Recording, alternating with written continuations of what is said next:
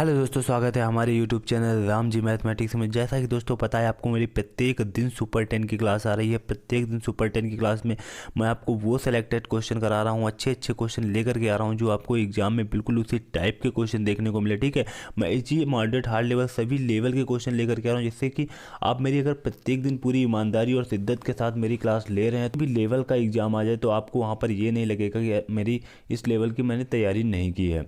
यहाँ पर देखो, आज की क्लास का मेरा पहला क्वेश्चन है। वो दिया हुआ है ए बी और सी मिलकर एक कार्य को 4 दिनों में पूरा कर सकते हैं। ए बी और सी मिलकर एक कार्य को 4 दिनों में पूरा कर सकते हैं। ए अकेले 12 दिनों में कर सकता है, बी अकेले 18 दिनों में पूरा कर सकता है। तो सी को अकेले पूरा करने में कितने दिन लगेंगे। अब यहाँ पर देखो, ए बी और सी मिलकर एक कार्य को, जैसे कि यहाँ पर ए बी और सी मिल करके एक कार्य को 4 दिनों में करते हैं, और ए अकेले 12 दिनों में करता है, और बी क्या करता है, वही कार्य 18 दिनों में समाप्त करता है। अब यहाँ पर देखो क्या करेंगे, हम एलसीएम ले लेंगे। एलसीएम हमारा देखो यहाँ पर कितना हो जाएगा, 36 हो जाएगा। अब यहाँ पर 4 से भाग देंगे तो यहाँ पर ए बी सी की क्षमता आ जाएगी 9, और ए की क्षमता आ जाएगी 3, और बी की क्षमता आ जाएगी 2। अब यहाँ पर आपसे पूछा क्या जा रहा है, सी को इसे अकेले पूरा करने में कितने दिन लगेंगे। अब ए बी के आपको यहाँ पर अलग अलग पता है, लेकिन सी को नहीं पता है, तो इन दो को जोड़ करके इसमें हम क्या करेंगे, घटा देंगे। ए बी का मान जोड़ेंगे, कितना आएगा 5। 5 यहाँ 9 में घटाएंगे तो कितने बचेंगे, 4। ठीक है, तो सी की क्षमता कितनी आ गई, देखो सी की क्षमता आ गई 4। अब यहाँ पर आपसे पूछा जा रहा है सी अकेले पूरा काम करने में कितने दिन लगाएगा। तो यहाँ पर क्या करेंगे, 36 को हम सी की क्षमता 4 से भाग दे देंगे, तो 9 days. 9 days will be right answer हो जाएगा, option number C. Next question है, यहाँ पर देखो ये परसेंटेज का क्वेश्चन बहुत ही बढ़िया और प्यारा सा क्वेश्चन दिया हुआ है। यदि किसी वृत्त की त्रिज्या में 25% की वृद्धि की जाती है तो उसके क्षेत्रफल में कितनी वृद्धि होगी। ठीक है, देखो इस टाइप के क्वेश्चन जब भी आते हैं, यहाँ पर आपको कुछ भी डाउट में नहीं रहना है, क्योंकि यहाँ पर देखो वृत्त पूछा गया है, वर्ग पूछा गया है, इस टाइप से कुछ भी आपसे पूछा जा सकता है। अब यहाँ पर वृत्त का देखो फार्मूला क्या होता है, पाई आर स्क्वायर। वृत्त का फार्मूला क्या होता है, पाई आर स्क्वायर। क्या दिया हुआ है, त्रिज्या का स्क्वायर है, तो यहाँ पर 25% की वृद्धि की जा रही है। यहाँ पर त्रिज्या सिंगल तो है नहीं। अब 25% का फ्रैक्शन मान कितना होता है, 1/4, यानी कि वो 4 थी तो 4 से कितना हो रही है, 5 हो रही है। ठीक है, त्रिज्या का स्क्वायर है, तो यहाँ पर भी देखो स्क्वायर कर देंगे, 16 और कितना हो जाएगा, 25 हो जाएगा। कितने की यहाँ पर वृद्धि हो रही है, 9 की वृद्धि हो रही है, और कितनी थी हमारी, 16। और यहाँ पर यानी क्या निकाल रहे हैं हम, परसेंटेज वृद्धि निकाल रहे हैं, परसेंटेज वृद्धि। तो यहाँ पर 9 बटे कितनी आ जाएगी, 16 इंटू यहाँ पर कितना हो जाएगा, 100। अब देखो इसको यहाँ पर हम काट देंगे तो कितना आएगा हमारा, 25, और 4 जगह यहाँ पर 16 आएगा। ठीक है, तो 225 हो जाएगा, और बटे 4 बचेगा। फिर से यहाँ पर हम डिवाइड काट देंगे तो कितना बचेगा, यहाँ पर देखो 4 पंजे 20, 2 4 छंग 24, और 1 4 दूनी 8, 4 पंजे 20। ठीक है, 56.25% विल बी राइट आंसर आ जाएगा। 56.25% विल बी राइट आंसर आ जाएगा। यहाँ पर देखो ऐसे क्वेश्चन जब भी आपके यहाँ, तो यहाँ पर एक दूसरा तरीका भी होता है, उससे भी आप लगा सकते हो। जैसे कि हमारा सक्सेसिव कहलाता है, यहाँ पर देखो 25% है, तो 2 बार यहाँ आपको पता है, क्योंकि त्रिज्या का स्क्वायर होता है, इसलिए 2 बार वृद्धि होगी 25 की। तो यहाँ पर 25 और प्लस आप 25 कर सकते हो, और प्लस यहाँ पर 25 इंटू 25 कर सकते हो, बटे क्या कर सकते हो, 100 कर सकते हो। तो यहाँ पर देखो कितना आ जाएगा, 50 आ जाएगा, और यहाँ पर 25 25 आम 625 होता है, और बटे यहाँ पर 100 हो जाएगा। ठीक है, तो यहाँ पर 50 और यहाँ पर 2 अंक पर दशमलव लगाओगे तो 6.25 आएगा, और उसके बाद यहाँ पर देखो 56.25% विल बी राइट आंसर आ जाएगा। जो आंसर देखो यहाँ से है, वो आंसर यहाँ से भी आ गया। जो तरीका आपको अच्छा लगे वो तरीका आप लोग कवर कर लेना, क्योंकि देखो मैं यहाँ पर फ्रैक्शन से इसलिए बताता हूँ, क्योंकि जब एग्जाम में यहाँ पर कोई 6 से 2/3%, 12 से 1/2% इस तरह की वैल्यू दी होती है, तो वहाँ पर सक्सेसिव तरीका लगाने में काफ़ी ज़्यादा प्रॉब्लम हो जाती है, इसलिए वहाँ पर यह तरीका बहुत ही अच्छा रहता है। उसके बाद देखो मेरा नेक्स्ट क्वेश्चन दिया हुआ है। यहाँ पर देखो दिया हुआ है 4/9, 2/5, 6/8, 2/5 का HCF ज्ञात कीजिए। जब भी देखो यहाँ पर भिन्न में वैल्यू दी हुई है और उनसे आपका HCF निकलवाया जाए, तो होता है जो ऊपर वाली वैल्यू होती है उनका तो हम HCF निकालेंगे, लेकिन नीचे वाली वैल्यू का हम क्या निकालेंगे, LCM निकालेंगे। ठीक है, और जब भी यहाँ पर अगर आपसे LCM निकलवाया जाता है तो ऊपर वाली वैल्यू का LCM, नीचे वाली वैल्यू का HCF। अब देखो यहाँ पर कैसे निकालेंगे, ऊपर वाली वैल्यू का देखो यहाँ पर HCF कितना हो जाएगा, क्या प्रत्येक में कॉमन मिल रहा है, 2। ठीक है, 2 प्रत्येक में कॉमन मिल रहा है, और यहाँ पर देखो नीचे क्या हो जाएगा 9585। अब यहाँ पर देखो एलसीएम कितना हो जाएगा, 9 हो जाएगा, 9 के बाद हमारा 8 हो जाएगा, 8 के बाद हमारा 5 हो जाएगा। ठीक है, ये हमारा एलसीएम हो जाएगा। अगर आप यहाँ पर देखो 4 हो जाएगा। ठीक है, तो यहाँ पर 1 अपन कितना हो जाएगा, 20 9 दूनी 18, 180 हो जाएगा। ठीक है, 180 हो जाएगा। Option number A will be right answer हो जाएगा। ठीक है, option number A will be right answer हो जाएगा। तो हमारा नेक्स्ट क्वेश्चन है, यहाँ पर देखो दिया हुआ है यदि 6 घंटियाँ एक साथ बजती हैं, बाद में वे क्रमशः 2 4 6 8 10 और 12 सेकंड के अंतराल पर बजती हैं, तो 30 मिनट में वे कितनी बार एक साथ बजेंगी। ठीक है, ये क्वेश्चन देखो बहुत ही महत्वपूर्ण होता है और एग्जाम में 90% आपको देखने को मिलेगा। ऐसा कोई एग्जाम नहीं है जिसमें ये क्वेश्चन पूछा ना जाता हो, और जब पूछा जाता है तो ऐसा कोई एग्जाम है जिसमें बच्चे इस क्वेश्चन में डाउट में ना रहते हों। ठीक है, हमेशा बच्चे इस क्वेश्चन को डाउट में ही रहते हैं। यहाँ पर देखो आज के बाद आपका पूरा डाउट समाप्त हो जाएगा। जब भी इस टाइप का क्वेश्चन है आपको यहाँ पर सिर्फ और सिर्फ करना है, इन वाली वैल्यू का सभी का एलसीएम निकालना है। इनका क्या निकालना है, हमें एलसीएम निकालना है 2 4 6 8 10 12। ठीक है, इनका एलसीएम आप निकालोगे। देखो एलसीएम निकालना अगर आप लोगों को नहीं आता है तो अगर आप लोग मेरी कंटिन्यू क्लास देखते हो तो मैंने इतने प्यारे तरीके बताए हैं एलसीएम के, वाकई आप सेकंडों में बिना किसी डाउट के ऐसे आप लोग एलसीएम निकालोगे जिससे पानी में निकाला जाता है। कोई बड़ी से बड़ी वैल्यू हो एलसीएम निकालने में कोई प्रॉब्लम नहीं होगी। लेकिन आप लोग अगर मेरी लगातार कंटिन्यू क्लास देख रहे हो तब जो मैंने वहाँ पर ऐसे ऐसे तरीके एलसीएम के बताए हैं। अब यहाँ पर देखो जैसे कि यहाँ पर 2 4 6 8 10 12 का एलसीएम निकालना है तो हमने देखो यहाँ पर क्या ले लिया, 12 ले लिया। ठीक है, यहाँ पर 5 ले लिया, उसके बाद यहाँ पर कितना ले लिया, 2 ले लिया। ठीक है, तो यहाँ पर एलसीएम हमारा कितना हो जाएगा, 5 दूनी 10 और यहाँ पर 12 दाम 120 हो गया। देखो यहाँ पर आपको कुछ भी समझ में नहीं आया होगा और मैंने एलसीएम ले लिया। ठीक है, तो इसीलिए मेरी लगातार कंटिन्यू क्लास देखो, उसमें मैं हर एक टाइप हर एक कॉन्सेप्ट इतनी अच्छी तरीके से बताता हूँ, सेकंडों में आपके क्वेश्चन सॉल्व होंगे। यहाँ पर देखो जो हमारा 120 एलसीएम होगा 120 सेकेंड, ये कितना था सब देखो सेकंड में वैल्यू दी हुई थी तो हमारा ये कितना आ गया 120 सेकंड। 120 सेकंड में वो एक साथ बजेंगी, 120 सेकंड के अंतराल पर वो एक साथ बजेंगी। तो यहाँ पर देखो 30 मिनट में वो कितनी बार बजेंगी, तो 30 मिनट। ठीक है, अब चाहो तो 120 सेकंड को आप इसको मिनट में चेंज कर सकते हो। मिनट में चेंज करने के लिए 60 से भाग दोगे, 60 से भाग दोगे तो हमारा 2 आएगा, 2 मिनट आएगा। ठीक है, तो यहाँ पर देखो आपको क्या करना होगा, 30 को आप भाई 2 मिनट से भाग दोगे। ठीक है, 30 मिनट में कितने बार एक साथ बजेंगे, तो यहाँ पर आप 30 को इस वाली वैल्यू से भाग दोगे तो यहाँ पर कितना देखो 2 मिनट से, तो यहाँ पर कितना आ जाएगा 15 आ जाएगा। इसमें हमेशा एक ऐड कर देना तो कितना आ जाएगा 16।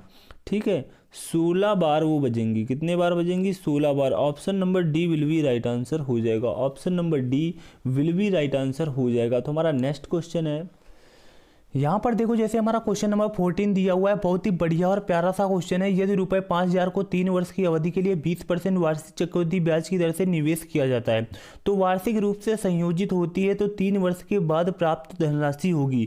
ठीक है, देखो ये चक्रवृद्धि ब्याज का क्वेश्चन है। देखो चक्रवृद्धि ब्याज के बारे में बता दूं मैं, चक्रवृद्धि ब्याज की जब भी मैं टॉपिक वाइज क्लास लेकर के आऊँगा आपको आनंद आ जाएगा चक्रवृद्धि ब्याज मुझसे पढ़ने में। ठीक है, लेकिन चक्रवृद्धि ब्याज में मैं आपको 2 से 3 तरीके बताऊँगा और ऐसे तरीके बताऊँगा कि वाकई आपको आ जाएगा वो तरीके लगाने में। तो यहाँ पर वो तरीके मेरे इस टाइप के होंगे, जैसे किसी भी प्रकार का कोई क्वेश्चन है उसमें थोड़ा सा यहाँ पर आपको 2-3 तरीके याद तो करने पड़ेंगे जो मैं बताऊंगा, लेकिन वहाँ पर आप जैसा क्वेश्चन है उस तरीके का आप लोग अपना तरीका लगा देना, सेकंडों में आंसर निकल करके बाहर आ जाएगा। ठीक है, तो वहाँ पर मैं 2 से 3 तरीके बताऊंगा। जैसे कि ये क्वेश्चन है, देखो अब इस क्वेश्चन में देखो मैं यहाँ पर क्या करूँगा, जैसे कि यहाँ पर दिया हुआ है यदि 5000 रुपये को 3 वर्ष की अवधि के लिए, इसको मैं कई 3 से 4 प्रकार के तरीके आपको बता सकता हूँ, लेकिन मैं सिर्फ और सिर्फ वही तरीका बताऊँगा जो इस क्वेश्चन के लिए बहुत ही अच्छा लगे। ठीक है, जैसे कि यहाँ पर देखो लिखा हुआ है 5000 रुपये। ठीक है, 5000 रुपये हमारा भैया क्या है, प्रिंसिपल है, मूलधन है, अवधि के लिए 20% वार्षिक चक्रवृद्धि ब्याज। अब देखो यहाँ पर जब भी इस टाइप का क्वेश्चन है, साधारण सा बिल्कुल मूलधन दिया हुआ है, साधारण सी बिल्कुल दर दी हुई है, कोई प्रॉब्लम नहीं है, तो यहाँ पर हम साधारण वाला तरीका ही बता देंगे। 3 वर्ष के लिए एक नियम याद कर लेना आप, होता है 3-3-1। ठीक है, 3-3-1 आप लोगों ने काफ़ी जगह पढ़ा भी होगा 3-3-1, लेकिन मैं ये तरीका तो बताता हूँ, लेकिन साथ में इसके कई ऐसे तरीके बताता हूँ जहाँ पर आप लोग जिस टाइप का क्वेश्चन दिखे वहाँ पर वैसा तरीका लगा देना। जैसे कि यहाँ पर देखो मैं यहाँ पर बिल्कुल साधारण सा, जब आपको मूलधन दिखे, साधारण सी दर दिखे, कोई वहाँ पर प्रॉब्लम ना दिखे, तब आप ये तरीका लगा देना वहाँ पर। तो यहाँ पर देखो क्या होगा, 20%, अगर यहाँ पर अब देखो 20% की वार्षिक चक्रवृद्धि ब्याज की दर है। अब 5000 रुपये आपका प्रिंसिपल है और दर है। अब यहाँ पर 5000 का अगर आप 20% निकालोगे तो कितना आएगा, 5,000 का भैया अगर आप 20% निकालोगे तो कितना आएगा, नहीं निकालना आता है, 5,000 का 10% निकाल लो कितना हो जाएगा 500। 500 का हम दुगना करेंगे तो 1,000 हो जाएगा, ठीक है, 20% का मान 1,000। फिर आपको 1,000 का 20% निकालना है, 1,000 का 20% निकालना है, नहीं निकालना आता 10% निकालो 100 निकलेगा, 20% का मान 200 हो जाएगा, ठीक है। उसके बाद आपको 200 का 20% निकालना है, नहीं निकालना आता 10% निकालो 20 हो जाएगा, 20% का मान 40 हो जाएगा, ठीक है। तो यहाँ पर देखो कितना हो जाएगा 3,000 हो जाएगा, यहाँ पर कितना हो जाएगा 3 दूनी 600 हो जाएगा, यहाँ पर कितना हो जाएगा 40 हो जाएगा। इन सभी को ऐड कर लेंगे तो यहाँ पर 4 6 3 3640, ये हमारा क्या आ गया, ये हमारा भैया ब्याज निकल करके आ गया, ब्याज निकल करके आ गया। आपसे पूछा क्या जा रहा है, 3 वर्ष के बाद प्राप्त धनराशि क्या है, ठीक है, यानी कि आपसे मिश्र धन पूछा जा रहा है, ए का मान पूछा जा रहा है। 5,000 रुपये आपका मूलधन था, उसमें 3640 रुपये हमारे ये जुड़ जाएंगे तो हमारे 8,640, 8,640। ऑप्शन नंबर हमारा कौन सा है, देखो option number A will be right answer हो जाएगा, option number A will be right answer हो जाएगा। तो हमारा नेक्स्ट क्वेश्चन है, यहाँ पर देखो हमारा नेक्स्ट क्वेश्चन दिया हुआ है समांतर माध्य का क्वेश्चन है। 5 4 7 6 9 12 3 8 9 का हमें समांतर माध्य निकालना है। समांतर माध्य वही हमारा एवरेज होता है पदों का योग बटे पदों की संख्या, ठीक है। तो यहाँ पर देखो हम निकाल लेते हैं पदों का योग बटे पदों की संख्या, इनका हम योग कर लेंगे, उसके बाद टोटल इनकी संख्या से भाग दे देंगे। 8 5 13 7 20 20 6 26 26 9 35 35 और 12 कितना होता है 47 47 3 50 8 58 58 और 9 कितना होता है हमारा 67 होता है, ठीक है, 67 होता है। उसके बाद यहाँ पर टोटल नंबर्स की संख्या कितनी है 1 2 3 4 5 6 7 8 9, ठीक है। 9 से हम भाग दे देंगे तो यहाँ पर देखो कितना आ जाएगा 9 7 हमारा कितना होता है 63 होता है। यहाँ पर 4 बचा 9 चाकू 36 होता है, ठीक है, 4 बचा 9 चाकू 36, ठीक है। 7.44 विल बी राइट आंसर हो जाएगा, 7.44 विल बी राइट आंसर हो जाएगा। तो हमारा नेक्स्ट क्वेश्चन है, यहाँ पर देखो हमारा मेंसुरेशन का क्वेश्चन दिया हुआ है। 2 घनों के आयतनों का अनुपात 64:13:31 दिया हुआ है, तो उनके कुल पृष्ठीय क्षेत्रफल का अनुपात निकालना है, ठीक है। कुछ भी नहीं है, देखो ऐसे क्वेश्चनों में यहाँ पर क्या दिया हुआ है 2 घनों का अनुपात। पहला घन मैं मान लेता हूँ A1 और दूसरा मान लेता हूँ मैं A2, ठीक है। पहला मान लेता हूँ A1 और दूसरा मान लेता हूँ A2। तो यहाँ पर घन का आयतन का फार्मूला क्या होता है A क्यूब, तो A1 क्यूब हो जाएगा और A2 क्यूब हो जाएगा। यहाँ पर कितना दिया हुआ है देखो 64:13:31 दिया हुआ है, 64:13:31 दिया हुआ है। ये यहाँ पर देखो घन का आयतन क्या होता है A क्यूब होता है, तो यहाँ पर मैंने A1 क्यूब और A2 क्यूब मान लिए। के बाद देखो यहाँ से मैं A1 और A2 के मान निकाल सकता हूँ, A1 और A2 के मैं यहाँ पर मान निकाल सकता हूँ, क्योंकि ये देखो क्यूब में दिए हुए हैं। अगर इनका हम क्यूब रूट निकालेंगे, 64 का क्यूब रूट निकालेंगे तो कितना होगा 4 होगा, और 1331 का क्यूब रूट निकालेंगे तो यहाँ पर कितना होगा 11 होगा। इसीलिए देखो मैं बार बार अपने वीडियो में प्रत्येक वीडियो में कहता हूँ जहाँ पर वर्ग और क्यूब की बात आती है कि भैया 20 तक की आप लोग मिनिमम तो क्यूब तो रट्टी लो, और उसके बाद 50 तक की वर्ग, इतने तो आपको रट्टे होने चाहिए। उसके बाद देखो यहाँ से हमारा क्या आ गया A1 अनुपात A2 का मान आ गया, क्या आ गया A1 अनुपात A2 का मान आ गया। तो यहाँ पर उनके कुल पृष्ठीय क्षेत्रफल का अनुपात आपसे निकालने को कहा जा रहा है। अब घन का कुल पृष्ठीय क्षेत्रफल कितना होता है, घन का कुल पृष्ठीय क्षेत्रफल होता है 6a², ठीक है, 6a² होता है। तो यहाँ पर एक हमारा 6a1² हो जाएगा और एक हमारा 6a2² हो जाएगा, क्योंकि यहाँ पर देखो 2 घन है जिनकी भुजा मैंने A1 और A2 मानी है। अब यहाँ पर देखो 6a1², अब यहाँ पर देखो रेशियो में है तो 6 से 6 हमारा ऐसे ही कैंसिल हो गया, तो लिखने की कोई आवश्यकता नहीं। A1 का मान हमें 4 बताया है, तो यहाँ पर 4 का वर्ग करेंगे तो कितना हो जाएगा 16 हो जाएगा, और A2 का मान हमें यहाँ पर 11 पता है, वर्ग करेंगे तो 1:1 हो जाएगा, ठीक है। तो यहाँ पर देखो हमारा मान आ चुका है 16:121, 16:121। Option number A will be right answer हो जाएगा, option number A will be right answer हो जाएगा। तो हमारा नेक्स्ट क्वेश्चन है, यहाँ पर देखो बॉडमॉस का बहुत ही प्यारा सा क्वेश्चन दिया हुआ है। इसको देखो हम कैसे सॉल्व करेंगे। जब भी देखो बॉडमॉस का क्वेश्चन है, आपको सबसे पहले यहाँ पर सबसे पहले जो ब्रैकेट छोटे ब्रैकेट के अंदर वैल्यू है उनको सॉल्व करना होता है, और उसके बाद हमें यहाँ पर जो डिवाइड में वैल्यू होती है उनको फिर बाद में मल्टीप्लाई के बाद में प्लस फिर माइनस, ठीक है। तो यहाँ पर देखो हम क्या करेंगे, जैसे कि 32 भागित यहाँ पर 3 दिया हुआ है, तो यहाँ पर इनको भी हम पहले सॉल्व कर सकते हैं, क्योंकि यहाँ पर कोई ब्रैकेट नहीं, नीचे वाला ब्रैकेट है, तो नीचे का मैटर नीचे देख लेंगे। तो यहाँ पर कितना आ जाएगा 8 आ जाएगा, और यहाँ पर देखो कितना आ जाएगा 5। यहाँ पर सबसे पहले डिवाइड का काम करेंगे तो यहाँ पर 8 बटे हमारा 3 आ जाएगा। अब यहाँ पर देखो हमारा क्या हो जाएगा, ये हमारा 15 हो गया और यहाँ पर 6 3 9 हो गए। अब यहाँ पर देखो क्या हो जाएगा, 8 माइनस ये 40/3 हो गया, 8 माइनस 40/3, यहाँ पर 3 क्या हो जाएगा हमारा एलसीएम हो जाएगा और यहाँ पर हो जाएगा 24 माइनस यहाँ पर कितना 40। ठीक है, नीचे तो हमारा दिया हुआ है कितना है 15 माइनस 9, तो यहाँ पर कितना बचा 6। अब यहाँ पर देखो जब हम सॉल्व करेंगे तो हमारा यहाँ पर 40, यहाँ पर जब 24 हमारे 40 में जाएंगे तो हमारा माइनस का 16 बचेगा, माइनस का 16 और यहाँ पर 3 बचेगा, माइनस का 16 और यहाँ पर 3 बचेगा।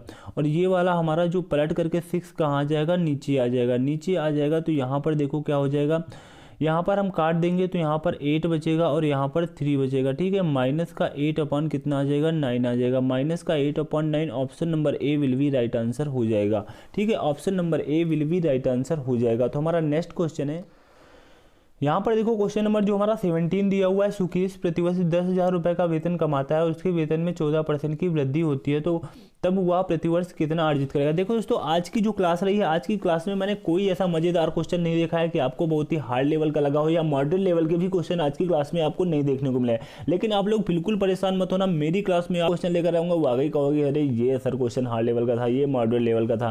ठीक है, तो अभी तो बिल्कुल पार्टी आपकी बिल्कुल शुरू हुई है। ठीक है, तो यहाँ पर देखो, सुकेश प्रतिवर्ष 10,000 रुपये का वेतन कमाता है यदि उसके वेतन में 14% की वृद्धि होती है। जैसे सुकेश भाई साहब हैं, सुकेश भाई साहब क्या करते हैं, 10,000 रुपये कमाते हैं, यदि उसके वेतन में 14% की वृद्धि की जाती है। कुछ भी देखो क्वेश्चन ही है यार, 10,000 का 14% निकालो कितना हो जाएगा, 10,000 का 14% निकालेंगे तो हमारा 1400 हो जाएगा। 1400 को इसमें हम ऐड कर देंगे, 1400 को इसमें ऐड कर देंगे तो हमारा कितना आ जाएगा, 11,400 आ जाएगा, 11,400 हो जाएगा। Option number C will be right answer हो जाएगा। ये भी कोई क्वेश्चन है देखो, यहाँ पर देखो जो हमारा क्वेश्चन नंबर 18 दिया हुआ इलेक्शन का क्वेश्चन है। यहाँ पर देखो मैं आपके लिए ऑप्शन लेकर के नहीं आया हूँ, ऐसे ही यहाँ पर आपको मैं बताया और समझा दे रहा हूँ। जैसे कि एक चुनाव में 9% मतदाताओं ने अपने उम्मीदवार के लिए वोट नहीं दिया। एक उम्मीदवार को कुल वोटों का 46% प्राप्त हुआ और उसने दूसरे उम्मीदवार से 100 वोटों से जीत हासिल की। चुनाव में वोटों की कुल संख्या कितनी है। अब देखो यहाँ पर आपको क्या करना है, एक चुनाव में भैया 9% मतदाताओं, जैसे कि यहाँ पर मैं 100 मान लेता हूँ और 9% मतदाताओं ने वोट नहीं किया, तो यहाँ पर टोटल कितने 91, 100 मतदाता टोटल थे, 9% ने वोट नहीं किया तो 91% ने, माना कि 100 थे, 9 ने वोट नहीं किया तो 91 ने वोट किया। एक उम्मीदवार को यहाँ पर दिया हुआ है कुल वोटों का 46% प्राप्त हुआ। अब देखो यहाँ पर आपको ध्यान देना होता है 91 कुल मत पड़े, लेकिन यहाँ पर जो आपसे बात कही जा रही है, जो आपसे बात कही जा रही है, कुल वोटों का 46% प्राप्त हुआ। एक उम्मीदवार था, उसको कुल वोटों का, तो कुल वोटें आपकी ये थी, उसका 46% यानी कि 46 वोटें आपको उनको प्राप्त हुई। ठीक है, 46% प्राप्त हुआ और उसने दूसरे उम्मीदवार से 100 वोटों से जीत हासिल की। अब देखो टोटल यहाँ पर वोट कितनी पड़ी थी 91, 46 इनको मिल गई।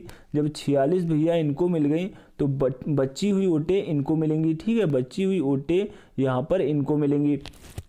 तो इनके लिए कितनी बची, 46 4 50 और 40 90, यहाँ पर 45 वोटें इनको मिली। ठीक है, 45 वोटें इनको मिली। और यहाँ पर ये हमारे अकॉर्डिंग तो भैया एक वोट से जीत रहे हैं, हमारे अकॉर्डिंग एक वोट से, क्वेश्चन के अकॉर्डिंग 100 वोट से जीत रहे हैं। ठीक है, तो यहाँ पर चुनाव में वोटों की कुल संख्या आपसे पूछी जा रही है, तो 100 का मान पूछा जा रहा है, तो यहाँ पर देखो कितना आ जाएगा, 00 ये और 00 ये। ठीक है, 10,000 विल बी राइट आंसर हो जाएगा, 10,000 विल बी राइट आंसर हो जाएगा। तो हमारा नेक्स्ट क्वेश्चन है क्वेश्चन नंबर 19।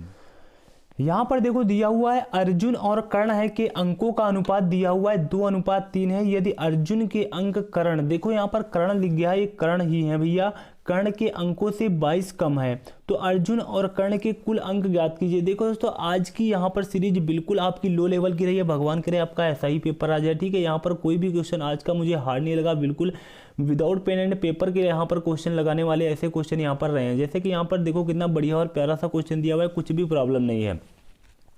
अर्जुन और कर्ण के अंकों का अनुपात दिया हुआ है 2:3 है। यदि अर्जुन के अंक कर्ण के अंकों से 22 कम है, अब भैया 2:3 है, हमारे अकॉर्डिंग यहाँ पर 1 कम है। ठीक है, इनके अकॉर्डिंग यहाँ पर 22 कम है क्वेश्चन के अकॉर्डिंग, तो अर्जुन और कर्ण के कुल अंक यहाँ पर पूछे जा रहे हैं। तो कुल अंक भैया हमारे अकॉर्डिंग 5 है, तो यहाँ पर 5 का मान निकालना है, 5 दूनी 10, 5 दूनी 10 से 11, 110। Option number A will be right answer हो जाएगा। देखो आप लोग ये बिल्कुल भी मत सोचना कि एग्जाम में छोटे क्वेश्चन नहीं आते। एग्जाम में बिल्कुल आपके लगभग 40% क्वेश्चन तो ऐसे ही देखने को मिलेंगे, ठीक है। 40% क्वेश्चन ऐसे ही देखने को मिलेंगे, 40% थोड़ा सा मॉडरेट होते हैं और 20% थोड़ा सा एडवांस और हार्ड लेवल के क्वेश्चन होते हैं। तो ऐसे क्वेश्चन बिल्कुल आपको एग्जाम में देखने को मिलेंगे। ठीक है, हमारा देखो नेक्स्ट क्वेश्चन है क्वेश्चन नंबर 20। यहाँ पर देखो बोट एंड स्टीम का प्यारा सा क्वेश्चन दिया हुआ है। एक नाव की अनुप्रवाह चाल 80 किलोमीटर प्रति घंटा व 8 घंटे में प्रतिवाह में 320 किलोमीटर की दूरी तय करता है। स्थिर जल में नाव की चाल आपसे पूछी जा रही है। अब देखो यहाँ पर अनुप्रवाह और प्रतिप्रवाह आपको क्लियर होना चाहिए, इसमें आपको डाउट नहीं होना चाहिए। अनुप्रवाह मतलब होता है यहाँ पर धारा की दिशा में, ठीक है। अनुप्रवाह का मतलब ये हो गया भैया, ये हमारी धारा इधर नीचे की ओर बह रही है और ये आपकी नाव यहाँ पर।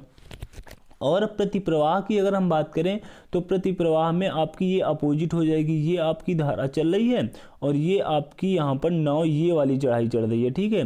नाव ये वाली आपकी चढ़ाई चढ़ रही है, प्रतिप्रवाह आपकी ये हो जाएगी। अब जैसे कि देखो यहाँ पर दिया हुआ एक नाव अनुप्रवाह, अनुप्रवाह मतलब हमारी ये वाली चाल हो गई, ठीक है। धारा के साथ इसमें हमारी धारा भी ऐड है। 8 घंटे में प्रतिप्रवाह में 320 किलोमीटर की दूरी तय करती है। अब प्रतिप्रवाह में वह 8 घंटे में 320 किलोमीटर की दूरी तय करती है। अब जब भी देखो यहाँ पर आपको अनुप्रवाह और प्रतिप्रवाह में चाल लिखो, जिससे किसी भी प्रकार का कोई कन्फ्यूजन ना हो, आप चाल इस तरीके से लिख लेना। जब आपसे अनुप्रवाह यानी कि इसमें देखो हमारी नाव की चाल हो गई x और धारा की चाल हो गई y। अनुप्रवाह में आपकी धारा की चाल ऐड हो जाती है तो उसको हम x प्लस वाई से डिनोट करके लिख देंगे, 80 किलोमीटर प्रति घंटा लिख देंगे। उसके बाद देखो यहाँ पर आपकी प्रतिप्रवाह में, ठीक है, प्रतिवाह में आपसे चाल कही जा रही है तो उसको हम x माइनस वाई से डिनोट कर देंगे, क्योंकि ये देखो हमारी नाव की चाल रही और ये हमारी धारा की चाल उसमें घट जाती है। तो आपको प्रतिवाह में चाल निकालने के लिए चाल बराबर क्या होता है, दूरी बटे समय। 320 किलोमीटर की दूरी तय कर रही है 8 घंटे में, तो 8 चक्को यहाँ कितना हो जाएगा 32, ठीक है। 40 किलोमीटर प्रति घंटा, 40 किलोमीटर प्रति घंटा प्रतिवाह में हमारी चाल हो गई। अब यहाँ पर से आपसे देखो दो बातें पूछी जाती हैं, या तो आपसे बोट की चाल पूछी जाएगी या तो आपसे धारा की चाल पूछी जाएगी।